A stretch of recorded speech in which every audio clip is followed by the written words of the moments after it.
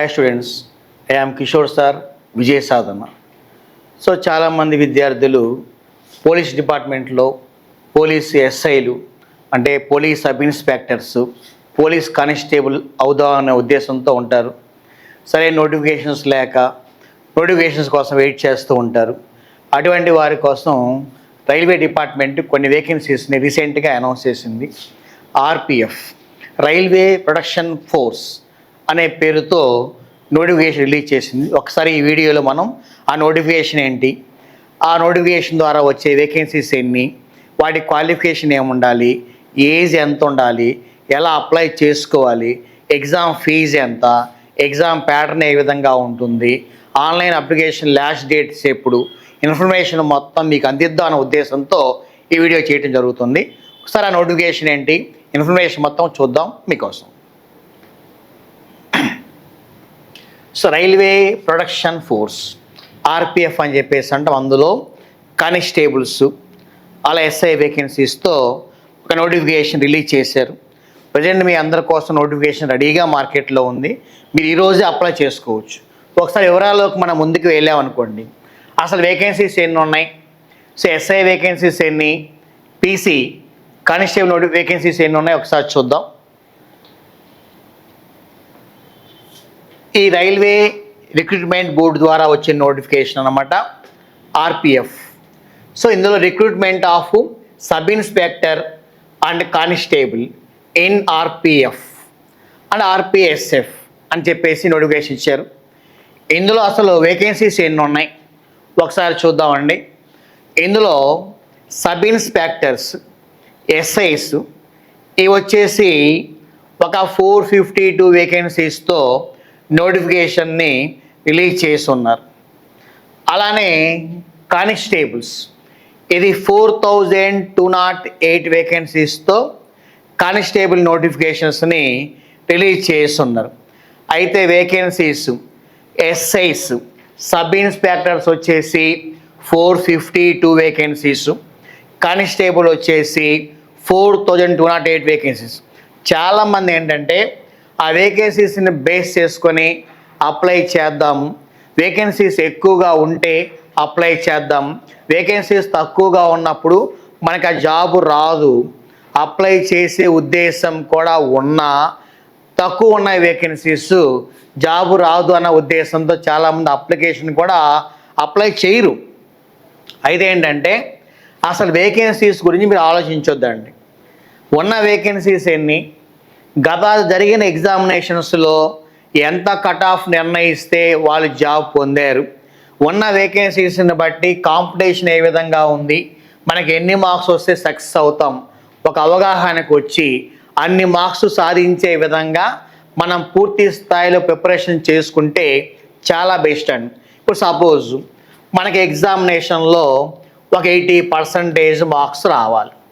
80% marks వస్తే మనకి job ఖచ్చితంగా వస్తుంది అనుకున్నప్పుడు మనం ఏంటంటే 80% మార్క్స్ రావడం కోసం ప్రయత్నాలు చేసుకుంటూ వెళ్ళాలి. అంటే ఎగ్జామ్ అనేది ఒక 100 మార్క్స్ కండక్ట్ చేస్తే ఒక 80 మార్క్స్ వస్తే మనకి జాబ్ వస్తుంది అన్నప్పుడు మనం ఏంటంటే 80 మార్క్స్ రావడం కోసం ప్రిపరేషన్ని మనం సాగించుకుంటూ వెళ్ళాలన్నమాట. అంటే ప్రతి 100 మార్క్స్కి 80 మార్క్స్ రావాలి, వస్తే జాబ్ వస్తుంది.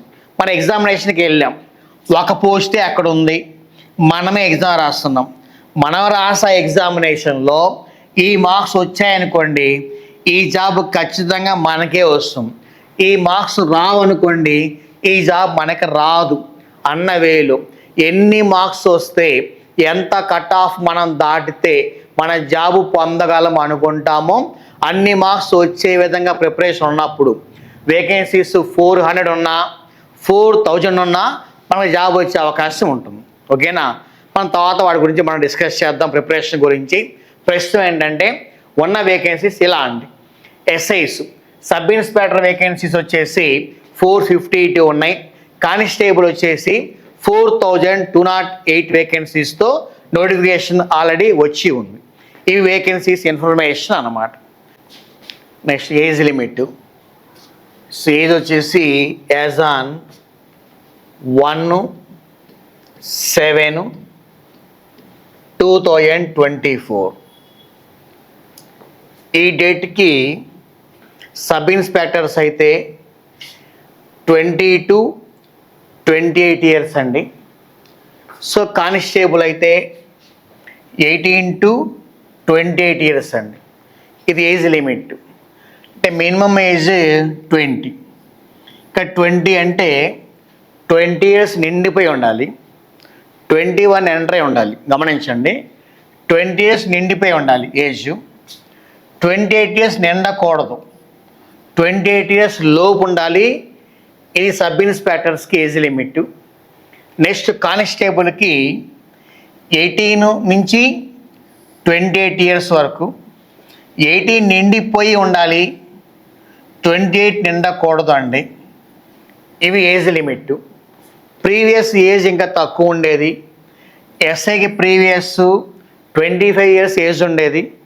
రీసెంట్గా ఏంటంటే కొన్ని సంవత్సరాల నోటిఫికేషన్స్ లేకపోవడం, ఆ కోవిడ్ వల్ల రిక్రూట్మెంట్ జరగకపోవడం వలన ఈ నోటిఫికేషన్ ఏజ్ని పెంచడం జరిగింది. So age limit 28 upper age limit ఎస్ఐస్కి, కానిస్టేబుల్కి కూడా 28 ఇయర్స్. మినిమం ఏజ్ అయితే ఎస్ఐకి 20, పీసీ కానిస్టేబుల్ 18 ఇయర్స్ అండి. ఇది ఏజ్. అలానే ఇందులో రిలాక్సేషన్. సో దాదాపుగా అన్ని గవర్నమెంట్ జాబ్స్కి, సెంట్రల్ గవర్నమెంట్ జాబ్స్కి ఏ విధంగా అయితే ఏజ్ ఎక్స్టెన్షన్ అంటే రిజర్వేషన్ బేస్ చేసుకొని హయ్యర్ ఏజ్ లిమిట్ ఎంత అయితే హెచ్గా ఉంటుందో అవన్నీ సేమ్ అండి. ఎస్సీ ఎస్టీ అయితే 5 ఇయర్స్, బీసీ ఓబీసీ అయితే 3 years, ex men UR, OBC, SC ST వాళ్ళకి. సో అన్ని డిపార్ట్మెంట్స్ ఏ విధంగా అయితే ఇస్తుందో ఏజ్ లిమిట్, అదేవిధంగా +3, +6, +8 ఆ విధంగా ఉంటుంది. అలానే ఫీమేల్ క్యాండిడేట్స్కి విడోవర్స్, డైవర్స్డ్, అలాగా ప్రతి డిపార్ట్మెంట్లో నోటిఫికేషన్లు ఏ విధంగా అయితే ఇస్తారో అదే ఏజ్ లిమిట్ని ఫాలో అవుతూ ఈ నోటిఫికేషన్ కూడా ఇవ్వడం జరిగింది. ఇది ఏజ్లో రిజర్వేషన్ బేస్ చేసుకొని అప్పర్ ఏజ్ ప్లస్ ఇయర్స్తో ఏజ్ లిమిట్ ఉంటుంది. నెక్స్ట్ అలానే ఏజ్ కానిస్టేబుల్కి అయితే సేమ్ అండి. ఎస్సీ ఎస్టీ 5 ఇయర్స్, ఓబీసీ వచ్చేసి 3 ఇయర్స్, ఎక్స్ మెన్ కూడా same UR, EWS, OBC, SC ST. అలానే ఫీమేల్లో విడోవర్స్. అలా వాటి మొత్తానికి ఎలా అయితే ఉంటుందో అది రిలాక్సేషన్స్తో ఏజ్ ఇవ్వడం జరిగిందండి. ఓకేనా. Next education qualification. ఇది కూడా సేమ్ అండి. డేట్ అంతా ఒకటే. యాజ్ ఆన్ 1/7/2024 ఆ డేట్కి వచ్చేసి ఎస్ఐకి అప్లై చేసుకునే వారికి ఎనీ డిగ్రీ ఉండాలి క్వాలిఫికేషను. కానిస్టేబుల్ అప్లై చేసుకునే వారికి 10th క్లాస్ పాస్ అయి ఉండాలి. ఇక్కడ ఎనీ డిగ్రీ అండి. గమనించండి, బిఏ వాళ్ళు, బీకామ్ వాళ్ళు, బీఎస్సీ వాళ్ళు, బీసీఏ వాళ్ళు, బీబీఎం వాళ్ళు, అలానే బీటెక్ కానీ లా కానీ ఏదైనా ఈక్వల్ టు డిగ్రీ. ఆ డిగ్రీ క్వాలిఫికేషన్ ఉన్న వాళ్ళందరూ కూడా ఎస్ఐకి అప్లై చేసుకోవచ్చండి.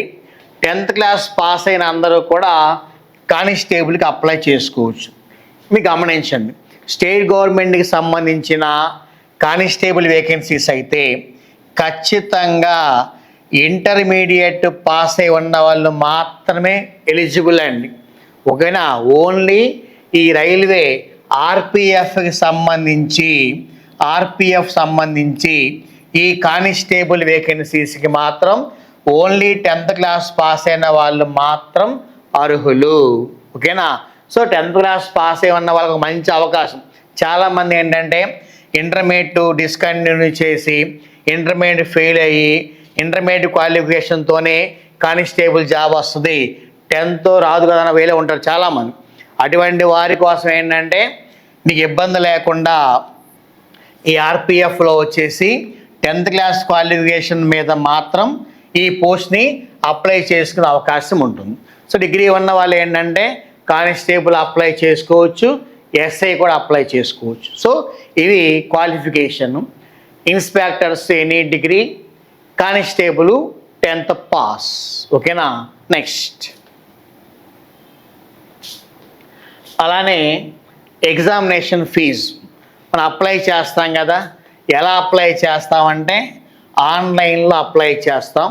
సో ఈ రీసెంట్గా వచ్చే నోటిఫికేషన్స్ మొత్తానికి కూడా అప్లికేషన్స్ అన్నీ ఆన్లైన్ ద్వారా అప్లై చేసుకుంటూ వెళ్తున్నారు. ఇది ఐబీపీఎస్ కావచ్చు, ఎస్ఎస్సి కావచ్చు, ఎల్ఐసి కావచ్చు, ఈపీఎఫ్ఓ కానీ ఎనీ నోటిఫికేషన్ ఏది ఇచ్చినా ఎలా అప్లై చేస్తారంటే ఓన్లీ త్రూ ఆన్లైన్ ద్వారా అప్లై చేసుకుంటూ వెళ్తాం అన్నమాట. అయితే ఆన్లైన్లో అప్లై చేసినప్పుడు ఎగ్జామ్ ఫీజు మనం పే చేయాలి.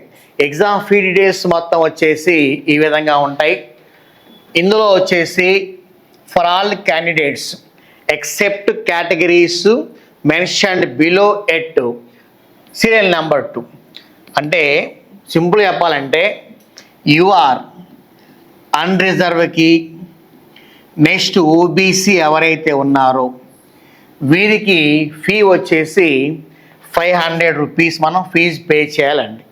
ఎగ్జామ్ ఫీజు పే చేయాలి. అయితే ఇక్కడ ఏంటంటే ఎగ్జామ్ అయిపోయిన తర్వాత కంప్యూటర్ బేస్డ్ టెస్ట్ అయిపోయిన తర్వాత మీరు ఎంతైతే ఫీజు కట్టారో 500 రూపీస్ అందులో నుంచి ఒక 400 రూపీస్ మనకి మళ్ళా రిటర్న్ అవుతాయి.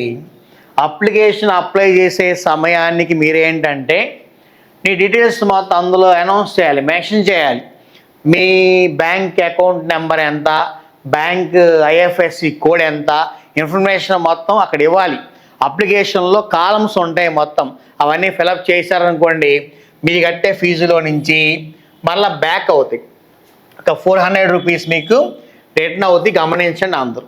సో చాలా నోటిఫికేషన్స్లో ఫీజు వెనక్కి రావటం ఉండదు, కానీ ఈ నోటిఫికేషన్లో ప్రత్యేకంగా అనౌన్స్ చేశారు. మీరు కట్టే ఫీజులో నుంచి ఇంత ఫీజు రిటర్న్ చేస్తామని చెప్పి అనౌన్స్ చేశారు.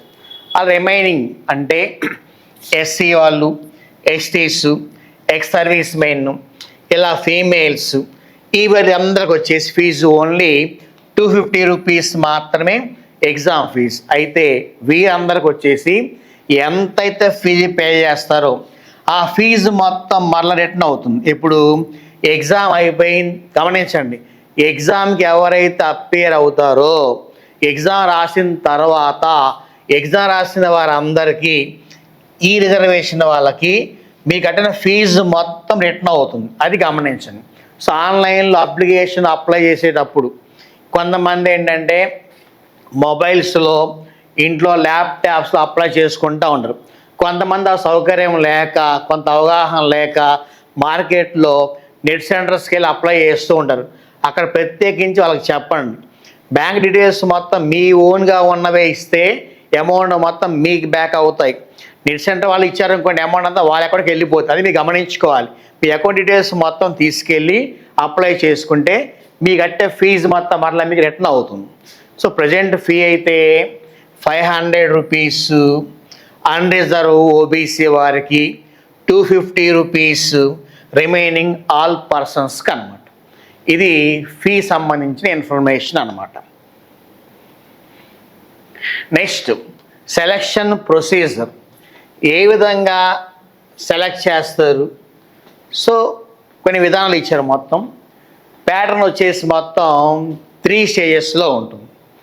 అందులో ఫస్ట్ వన్ వచ్చేసి కంప్యూటర్ బేస్డ్ టెస్ట్ అని చెప్పేసి అంటాం.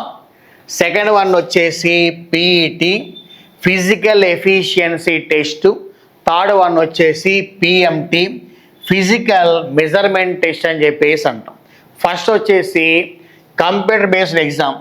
ఎవరైతే ఎగ్జామినేషన్ క్వాలిఫై అవుతారో వారందరినీ పీఈటీకి ఇన్వైట్ చేస్తారు, ఫిజికల్ ఎఫిషియన్సీ టెస్ట్కి ఇన్వైట్ చేస్తారు.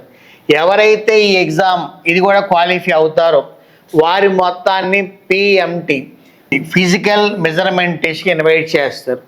ఈ 3 స్టేజెస్ తర్వాత వారికి జాబ్ ఇవ్వడం జరుగుతుంది. ఇందులో వచ్చేసి కంప్యూటర్ బేస్డ్ ఎగ్జామ్ ఈ విధంగా ఉంటుంది. ఎగ్జామ్ వచ్చేసి ఆబ్జెక్టివ్ మోడ్లో కండక్ట్ చేస్తారు. ఎగ్జామ్లో 120 క్వశ్చన్స్ ఉంటాయి, 120 మార్క్స్కి ఉంటాయి, 1/3 నెగిటివ్ మార్క్ ఉంటుంది. టైం డ్యూరేషన్ వచ్చేసి 90 మినిట్స్, అంటే 1.5 అవర్ ఎగ్జామ్ జరుగుతుంది అన్నమాట. సో ఎగ్జామ్లో సిలబస్ ఏంటి, టాపిక్స్ ఏంటి, ఈ విధంగా ఉంటాయి. ఎగ్జామ్లో వచ్చేసి మీకు 3 సెక్షన్స్ ఉంటాయి, ఏబిసి అని చెప్పేసి. అందులో ఫస్ట్ వన్ వచ్చేసి arithmetic. Number of questions 35, number of marks ఎన్ని అంటే 35. Next reasoning, number of questions 35, number of marks 35. Next general awareness, number of questions 50, maximum marks వచ్చి 50 మార్క్స్ అనమాట. అంటే మొత్తం 120 క్వశ్చన్స్ ఉంటాయి, 120 మార్క్స్కి ఎగ్జామ్ కండక్ట్ చేస్తారు. టైం మాత్రం 90 minutes, 1.5 hour examination.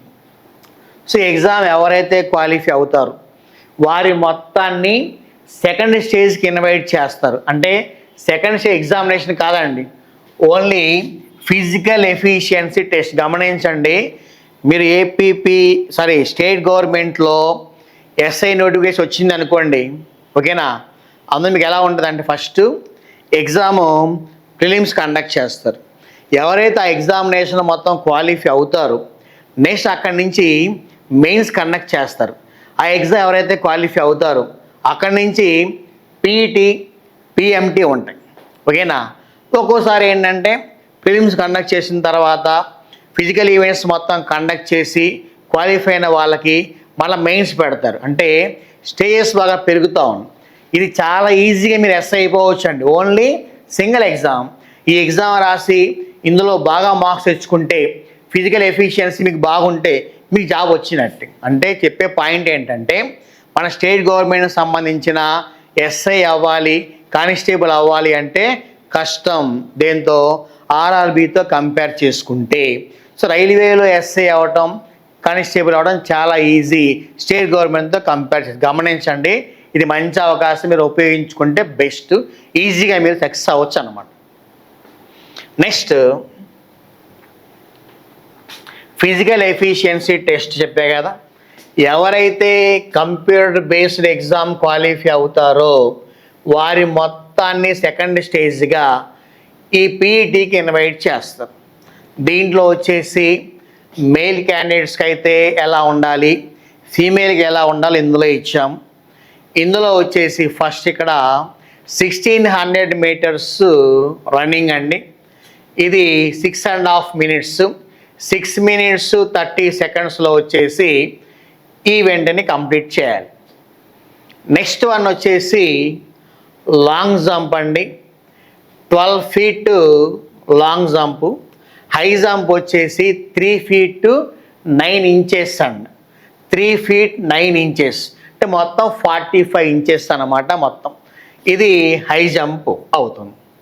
Next female candidates, లేడీస్కి అయితే ఏంటంటే 800 మీటర్స్ రన్ ఉంటుంది. ఆ రన్ వచ్చేసి 4 మినిట్స్ టైం డ్యూరేషన్ ఇస్తారు. లాంగ్ జంప్ వచ్చేసి అండి 9 ఫీట్, హై జంప్ వచ్చేసి ఎంత అంటే 3 ఫీట్ అనమాట. ఇది ఫిజికల్ ఎఫిషియన్సీ టెస్ట్. ఎవరైతే ఈ టెస్ట్ మొత్తం మరలా క్వాలిఫై అవుతారో వీరిని next stage, so physical measurement test, PMT అని చెప్పేసి అంటాం. హైట్ ఏ విధంగా ఉన్నారు, చెస్ట్ ఏ విధంగా ఉంది, వాటి గురించి టెస్ట్ చేస్తారు. మేల్ క్యాండిడేట్స్కి అయితే సో జనరల్ వాళ్ళకి, ఈడబ్ల్యూఎస్ వాళ్ళకి, ఓబీసీ వాళ్ళకైతే హైట్ 165 సెంటీమీటర్స్ ఉండాలి. అదే ఎస్సీ ఎస్టీ అయితే వాళ్ళకి ఒక 5 సెంటీమీటర్స్ తక్కువ అండి, 160 ఉంటే వారు హైట్ సరిపోతారు. నెక్స్ట్ చెస్ట్ అన్ఎక్స్పెండ్ 80 ఇచ్చారు, ఎక్స్పెండ్ 85. సో 5 అనేది కామన్, ప్రతిసారి ఇచ్చే నోటిఫికేషన్లో ఇచ్చే ఇన్ఫర్మేషన్. అది కూడా ఎలా ఉండాలి. ఎస్సీ ఎస్టీ అయితే 76.2, నెక్స్ట్ 81.2 ఉండాలి. ఫీమేల్కి అయితే ఆ టెస్ట్ అయితే ఉండదు. ఫీమేల్స్ ఓన్లీ హైట్ సరిపోతారు. జనరల్, ఎస్సీ అండ్ ఓబీసీ వాళ్ళకి 157 ఓన్లీ ఎస్టీ. గమనించండి, ఓన్లీ ఎస్టీ వాళ్ళకి మాత్రం 152 ఉండాలి. ఇక్కడ ఎస్సీ ఎస్టీ ఇచ్చారని గమనించండి. మేల్ అయితే, ఫిమేల్ అయితే జనరల్, ఎస్సీ, ఓబీసీ మొత్తానికి సేమ్ హైట్ ఉండాలి. ఎస్టీ వాళ్ళకి మాత్రం ఒక 5 తక్కువ, 152 సెంటీమీటర్స్ ఉండాలి. ఇది ఫిజికల్ మెజర్మెంట్ టెస్ట్ అన్నమాట. సో ఈ ఎగ్జామ్స్ 3 ఎగ్జామ్స్ ఎవరైతే క్వాలిఫై అవుతారో వారికి జాబ్ వరిస్తుంది వారిని అనమాట. ఓకేనా. Next one, so important dates. So ఎప్పుడు అప్లై చేసుకోవాలి, టైం ఎంత ఉంది, ఇన్ఫర్మేషన్ మొత్తం ఇలా ఇచ్చారు. ఆన్లైన్ రిజిస్ట్రేషన్ ఫీ పేమెంట్కి 15/4 నుంచి 14/5 దాకా అండి. సో ఏప్రిల్ 15 నుంచి మే 14 వరకు, ఏప్రిల్ 15 నుంచి మే 14 వరకు మీరు అప్లై చేసుకోవచ్చు. సో ఆ టైం లోపల అందరూ అప్లై చేసుకోవాలి. మిడ్నైట్ వరకు టైం ఉంటుంది, 11:59 దాకా టైం ఉంటుంది. ఆ రోజున అప్లై చేసుకునే టైం అనమాట. Next, date of modification. Application ఏమైనా తప్పులు ఉన్నాయా, ఏమైనా మార్చుకోవాలా అనుకునే వాళ్ళ కోసం కూడా డేట్ ఇచ్చారండి. నెక్స్ట్ డేటు 15 నుంచి 24 వరకు డేట్ ఇచ్చారు. ఓకేనా. ఈ డేట్ లోపల మోడిఫికేషన్ ఏమైనా ఉంటే చేసుకోవచ్చు. Next, date of exam. Examination date ఎప్పుడు అంటే డేట్ ఇందులో ఇవ్వలేదు, విల్ బి అనౌన్స్డ్ లేటర్ అని చెప్పి ఇచ్చారు. దాదాపుగా ఒక 3 to 6 months దాకా పట్టే అవకాశం ఉంటుంది. ఎగ్జామ్ కండక్ట్ చేయడానికి ఈ టైం పట్టే అవకాశం ఉంటుంది. సో మనకి టైం చాలా ఎక్కువ ఉన్నట్టు మనం జాగ్రత్తగా ప్లాన్ చేసుకుంటే ఈజీగా సక్సెస్ అవకాశం మనకు ఉంటుంది అనమాట. వెబ్సైట్ ఇచ్చారండి, www.rrbsikindrabad.gov.in. మీరు ఈ సైట్ ఓపెన్ చేసుకొని ఇంకా ఇన్ఫర్మేషన్ మొత్తాన్ని తెలుసుకోవచ్చు ఆ సైట్ ద్వారా అనమాట. ఓకేనా. సో ఫైనల్గా ఏంటంటే ఆర్పిఎఫ్ ద్వారా నోటిఫికేషన్స్ వచ్చున్నాయి, ఎస్ఐపిసి వచ్చున్నాయి. మీ క్వాలిఫికేషన్ ఉండి హైటు, మెజర్మెంట్స్ అన్నీ కరెక్ట్గా ఉంటే మీరు అందరూ అప్లై చేసుకోండి. చెప్పే కదా, ఎస్ఎస్సి ద్వారా వచ్చే వేకెన్సీస్ ఉండే డిపార్ట్మెంట్లో. ఓకేనా. స్టాఫ్ సెలక్షన్ కమిషన్ ద్వారా సిపిఓస్ అంటాం, సెంట్రల్ పోలీస్ ఆర్గనైజేషన్ ద్వారా నోటిఫికేషన్ వస్తాయి. అక్కడ మనం ఎస్ఏ అవ్వచ్చు, కానిస్టేబుల్ అవ్వచ్చు. Next, RPF railway production force ద్వారా ఎస్ఏ వస్తాయి, పీసీ వస్తాయి. ఇది మనం రాసుకోవచ్చు. స్టేట్ గవర్నమెంట్ ద్వారా ఎస్ఏ వస్తే, పీసీ వస్తే రాసుకోవచ్చు. అయితే అన్నిటికంటే ఈజీగా సక్సెస్ అవ్వాలి అంటే ఓన్లీ ఆర్పిఎఫ్. ఆర్ఆర్బి వాళ్ళు కండక్ట్ చేసే ఆర్పిఎఫ్ ద్వారా మనం ఈజీగా ఎస్ఐ అవ్వచ్చు, ఈజీగా కానిస్టేబుల్ అవ్వచ్చు. క్వాలిఫికేషన్ ఉన్నవాళ్ళు, ఎలిజిబిలిటీ ఉన్నవాళ్ళు ఇంకేమి ఆలోచించకుండా నోటిఫికేషన్ అప్లై చేసుకొని ప్రిపేర్ అయితే మీరు ఈజీగా సక్సెస్ అవకాశం ఉంటుంది. అయితే మా సంస్థ విజయ సాధన గత 22 సంవత్సరాల నుంచి, అంటే 2002లో స్థాపించబడి ఈరోజు వరకు, ఈ 2024 గత 22 సంవత్సరాలుగా కొన్ని వేల మంది విద్యార్థులు ఇక్కడి నుంచి మన విజయ సాధన నుంచి ప్రభుత్వ ఉద్యోగులుగా మారారు. అందులో ప్రత్యేకించి ఈ పోలీస్ డిపార్ట్మెంట్లో మనం ఇప్పటివరకు ఏమైతే చెప్పుకున్నామో ఎస్ఐస్, సబ్ ఇన్స్పెక్టర్సు, అలానే పోలీస్ కానిస్టేబుల్స్ అన్ని నోటిఫికేషన్స్ అంటే ఎస్ఎస్సి ద్వారా వచ్చే సిపిఓస్, సెంట్రల్ పోలీస్ ఆర్గనైజేషన్ ద్వారా కానీ, రైల్వే ద్వారా వచ్చే ఆర్పిఎఫ్ రైల్వే ప్రొడక్షన్ ఫోర్స్ ద్వారా కానీ, స్టేట్ గవర్నమెంట్ కండక్ట్ చేసే సబ్ ఇన్స్పెక్టర్సు, కానిస్టేబుల్స్ ద్వారా కానీ ఎప్పటి వరకు మన సంస్థ ద్వారా కొన్ని వేల మంది విద్యార్థులు ఉద్యోగులుగా మారి కానిస్టేబుల్స్గా, ఎస్ఐస్ మొత్తం ప్రమోషన్స్ తీసుకొని సిఐలుగా, డిఎస్పీలు ప్రమోట్ అయి ఉన్నారు.